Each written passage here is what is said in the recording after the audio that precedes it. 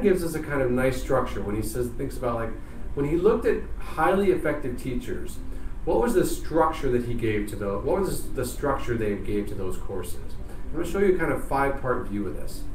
The first thing they did was they articulated a problem or a question. And this could have been like, you know, a big, deep philosophical question that the course was going to answer. It could have been like a problem that people have been wrestling with, you know, either for a long time or that's arisen recently in society. So they began with something really interesting that they thought that they could use to help interest students.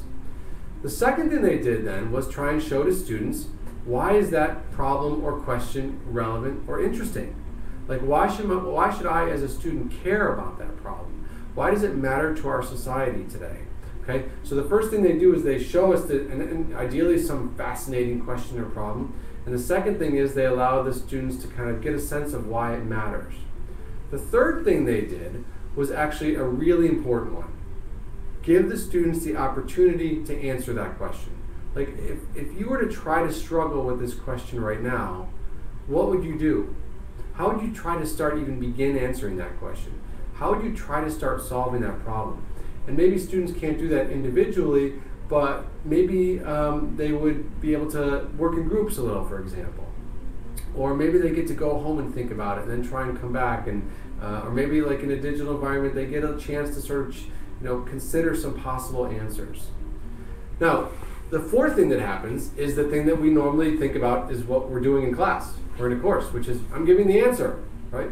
You know, Ken suggests that in some ways this is the least important thing, right? What we really need for motivation is to get them interested, get them intrigued, get them trying to do things on their own.